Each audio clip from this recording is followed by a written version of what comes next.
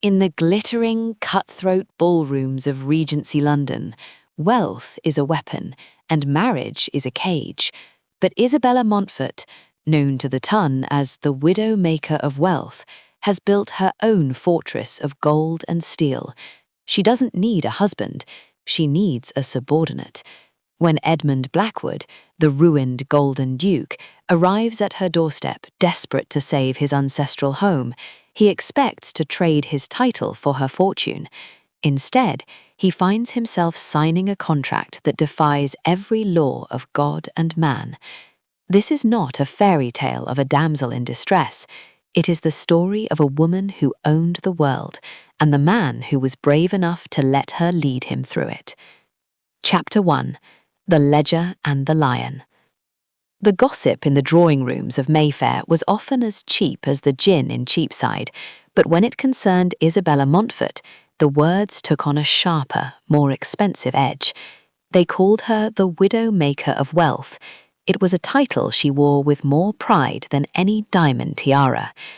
She had not buried husbands. Isabella had never seen the point in tethering her soul to a man who would only see her as a vessel for heirs. But she had buried the reputations of 3 noblemen who had mistaken her intellect for a weakness to be exploited. Isabella sat in her study, a room that smelled of cedar, old vellum, and the sharp metallic tang of ink. There were no floral arrangements here, no delicate watercolours of the countryside. Instead, the walls were lined with maps of shipping routes, and the shelves groaned under the weight of agricultural ledgers. She did not look up when her butler, a man of infinite patience named Holloway, cleared his throat at the door. "The Duke of Blackwood is here to see you, madam. He says it is a matter of the utmost urgency." Isabella's quill did not falter. She finished the column of figures she was calculating, a shipment of grain from the Baltic, before finally setting the pen aside. "The Golden Duke," she murmured, her voice like velvet stretched over stone. "I suppose the gold has finally rubbed off." "He looks weathered, madam," Holloway offered. "Desperation has a way of stripping a man's lacquer. Show him in." And Holloway, "No tea. This is not a social call." When Edmund Blackwood entered the room, the very air seemed to tighten. Even in his ruin, he was a man of devastating presence. He was tall, with the broad shoulders of a man who spent more time in the saddle than in the clubs of St. James, and hair the colour of a sunset over the moors. But his cravat was a day old, and the fine wool of his coat showed the faint ghost of a fray at the cuff. Isabella did not rise. She remained seated behind her massive mahogany desk, her dark hair pulled back so tightly into a knot that it seemed to emphasize the unforgiving line of her jaw. She watched him with the cool, appraising eyes of a diamond merchant looking for a flaw. "Your Grace," she said, the title sounding more like a challenge than a greeting. Edmund did not bow. There was a flickering ember of pride still burning in his blue eyes, though it was banked by the heavy weight of shame. "Miss Montfort, I appreciate you seeing me without an appointment. I have no use for the dance of etiquette, Edmund. We both know why you are here. Your father's ghosts have finally stopped rattling their chains and started demanding payment." Edmund flinched. The rumours were true then. The late Duke had been a man of many appetites, and gambling had been the most ravenous of them. £18,000, Edmund said, his voice raw. "By the end of the month, or Blackwood Manor is seized. The tenant farmers, the cottages, the history of 5 centuries, all of it will be turned into a commercial hotel for the nouveau riche." "And you thought to come to me," Isabella said, leaning back. "The woman the newspapers call a she-wolf in silk. Why not a bank, or perhaps a convenient heiress from the country who would swoon at the sight of your signet ring?"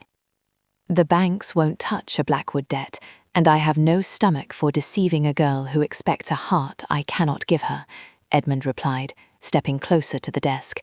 "I came to you because you are a woman of business. I am offering my name. The Blackwood title carries weight in the House of Lords. I can open doors for your shipping interests that wealth alone cannot unlock." Isabella let out a short, cold laugh. "I have already kicked those doors down, Your Grace. I don't need a duke to introduce me to men I already out-earn."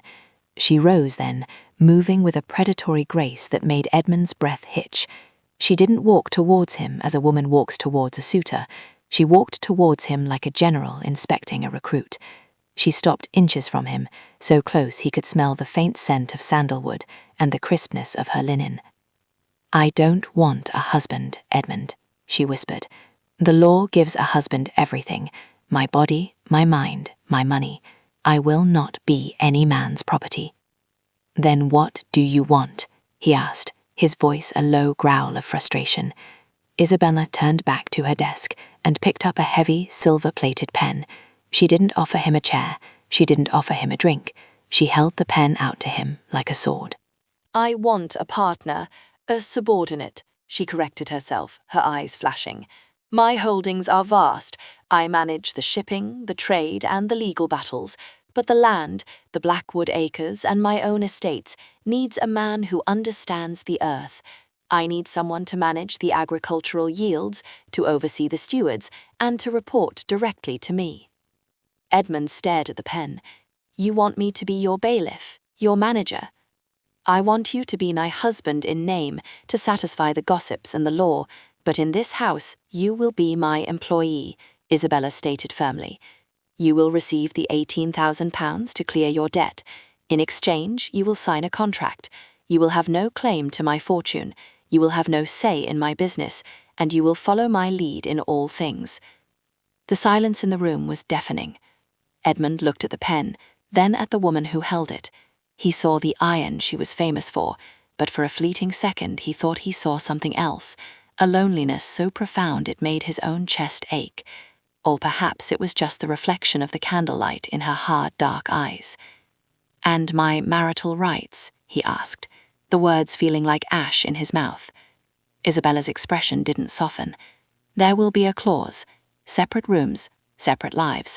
If you so much as touch me without my written consent, the marriage is annulled, the money is recalled as a loan, and you go back to the gutter." Edmund took a long, shuddering breath. He was a duke of the realm, and he was being asked to surrender his manhood to a woman who looked at him like a balance sheet. But then he thought of the families at Blackwood, the old women in the almshouses, and the weight of his father's sins. He reached out and took the pen. His fingers brushed hers, warm, sparking a jolt of electricity that Isabella ignored with practiced ease. "Where do I sign?" he asked. Isabella didn't smile. She simply pointed to the bottom of the parchment. "Right there, Your Grace. Welcome to your new position." Chapter 2.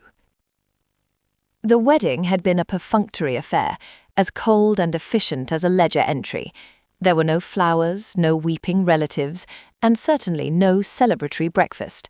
Isabella had worn a gown of midnight blue, not white, for she claimed she was no innocent lamb being led to slaughter, and the ceremony had lasted barely 10 minutes. By the time the sun began to set over the sprawling, neglected gardens of Blackwood Manor, the new Duke and Duchess were already retreating to opposite wings of the house. The contract of the cold bed, as Edmund had privately dubbed it, was more than a legal document. It was a physical presence that lived in the hallways between them. The stipulations were draconian. Separate chambers were non-negotiable. Their finances were to remain as distinct as their lineages. But it was the final clause that stung the most, the marital rights provision. If Edmund ever attempted to claim her body without her explicit written consent, the marriage would be dissolved, the debts would be recalled, and he would be cast out. It was a humiliating tether, a constant reminder that he was not a husband, but a tenant in his own name. Edmund expected a life of sterile silence, punctuated only by Isabella's sharp commands regarding crop rotations and drainage systems. He expected to hate her for the power she held over him. But as the weeks bled into a month, a different emotion began to take root in the fertile soil of his resentment: fascination. He found himself drawn to the light beneath her study door. Night after night, long after the servants had retired, the Widowmaker remained at her post. One evening, unable to sleep, Edmund stood in the shadows of the gallery, watching through the cracked door.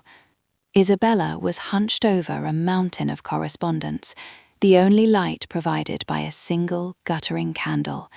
The iron mask she wore during the day had slipped. Her hair, usually pinned with such severity it looked like a helmet, had come undone, soft dark curls cascading over her shoulders.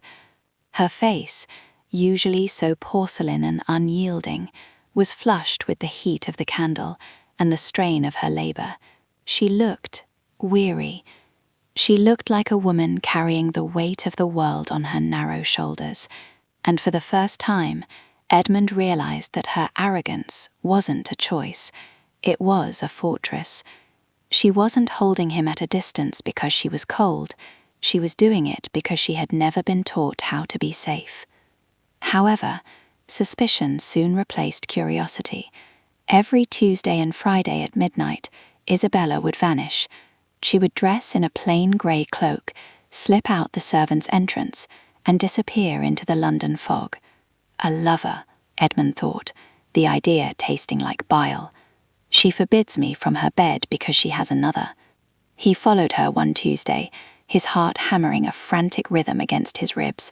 He tracked her through the winding cobblestone streets, moving deeper into the bowels of the city, where the smell of the Thames grew thick with rot. This was the rookery of St. Giles, a place where even the constables feared to tread. He saw her slip into a dilapidated tenement house, the wood groaning under her weight. Edmund crept to the window, his hand resting on the hilt of a small dagger he'd brought for protection. He expected to see a man. He expected to see a betrayal. Instead, he saw a sanctuary. The room was cramped and smelled of lye, but it was clean. Inside, a dozen children sat on a dirt floor. They were the unmentionables, the blind, the scarred, the orphans that society preferred to forget. And there, in the centre of the room, sat the Lady of Iron. Isabella was sitting on the ground, her expensive skirts ignored. She held a tattered book in one hand and a crying infant in the other. Her voice, usually so clipped and commanding, had transformed. It was a low, melodic hum, a sound of pure, unadulterated tenderness. She was reading poetry to a small boy whose eyes were clouded with cataracts, her fingers gently tracing the lines of his face, as if she could transfer the images of the words directly into his soul. "The world is a harsh master, little one," she whispered to the infant, who had finally quieted against her chest. "But it cannot take what is inside your mind. That is yours. That is where your kingdom lies." Edmund leaned his forehead against the cold stone of the exterior wall, a wave of shame washing over him. He had judged her by the armor she wore to survive in a world of men, never once looking for the heart she was trying to protect. She wasn't cold. She was simply overwhelmed by a capacity for caring that the Ton would have viewed as a weakness to be exploited. She was using her iron to shield those who had nothing, and she was doing it in a world that would hate her for her strength and mock her for her mercy. As he watched her sway with the child, the flickering candlelight catching the moisture in her eyes, Edmund realized the contract wasn't just about money or bedrooms, it was about trust. And as he walked back to the manor in the shadows, he knew he didn't just want to be her partner, he wanted to be the man who made it so she didn't have to be made of iron anymore. Chapter 3. The Shield, the Sword, and the Fire. The season in London was a predatory beast, and at the Duchess of Devonshire's midsummer gala, its teeth were bared. Isabella stood at the edge of the ballroom, her champagne untouched.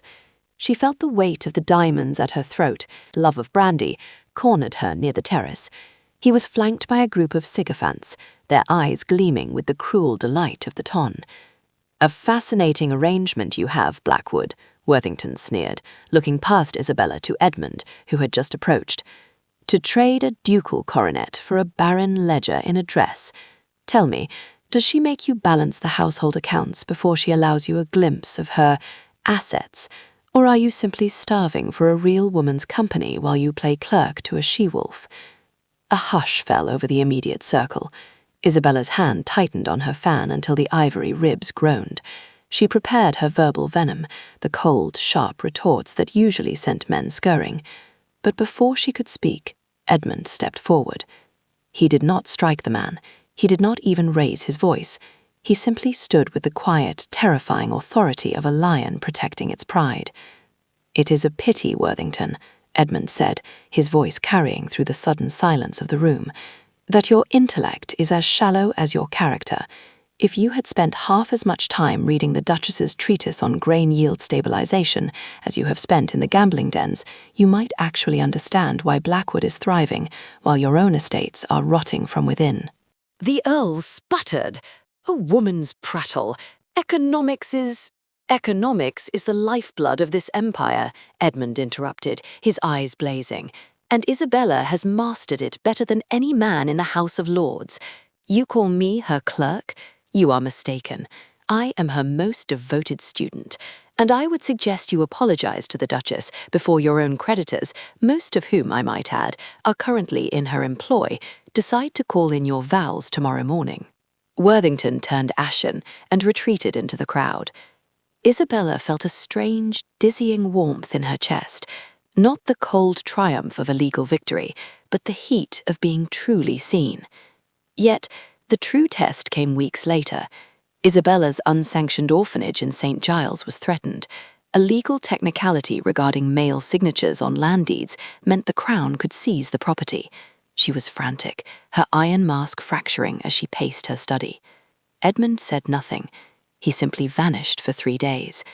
When he returned, he handed her a deed, fully executed and paid in full, with the land transferred irrevocably into her name.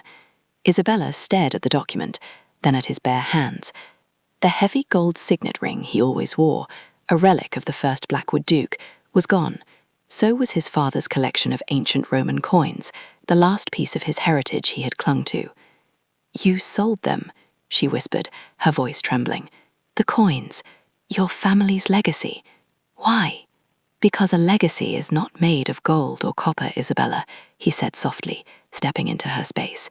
"It is made of the lives we protect. Those children have a home. That is my legacy now." The silence between them was broken by a knock. Isabella's lawyer, a man named Mr. Thorne, entered looking grim. "Your Grace, I have found a complication, a dower loophole in the original Blackwood Charter."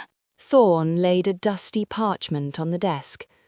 "Because of the specific wording of the 1640 grant, the Duke has the power to void any subsequent marriage contract, including yours. Edmund, by the letter of the law, you could annul the cold bed agreement tonight. You could seize Isabella's entire shipping fortune to pay the remaining estate debts and take full control of her assets. The law would support you entirely." Isabella felt the world tilt. The old fear, the one that told her every man was a thief in a cravat, roared back to life. She looked at Edmund, expecting to see the calculation, the greed, the triumph. Edmund looked at the document. He looked at the power to own her, to break her, to become the king of her empire. Then, without a word, he picked up the parchment and held it to the flame of the desk lamp. The vellum curled and brappened. The smell of burning history filled the room. "What are you doing?" Isabella gasped. "I told you once before, Isabella," Edmund said, watching the ashes fall into the hearth. "I would rather be a beggar at your door than a king in a house built on your theft. I don't want your money. I don't want your submission. I want you." Isabella stood amidst the ruins of the documents that had defined her life. For years, she had used ink and parchment as a shield, believing that a contract could protect a heart from being broken. But as she looked at Edmund, the man who had sold his past to save her children and burned his future to save her honor, she realized the shield had become a cage. She reached into her desk and pulled out their original marriage contract. With hands that no longer shook, she tore it in half, then in half again, the sound of the ripping paper loud in the quiet study. "Isabella," Edmund breathed, his heart visible in her eyes. "The contract was to protect me from men," she whispered, stepping toward him. her iron mask finally shattered into 1,000 pieces of light. "But I don't need protection from you. I never did." She reached out, her fingers trembling as she touched his cheek, a touch not sanctioned by any written word, but by a truth born from fire. Edmund didn't wait for a signature. He pulled her into him, his mouth finding hers with a frantic, built-up yearning that swept away the ledgers, the debts, and the coldness of the past. In the years that followed, the Ton would speak in hushed, envious tones of the Duke and Duchess of Blackwood. They were a force of nature, a power couple who rewrote the laws of England so that no woman would ever have to hide behind an iron mask just to survive. They built schools, they revolutionized trade, and they loved with a fierce, unyielding intensity that proved the greatest fortunes aren't found in banks, but in the soul of a partner who sees your strength and calls it beautiful. Isabella Montfort was no longer the widowmaker. She was a woman loved, a woman free, and for the first time in her life, she was exactly where she was meant to be.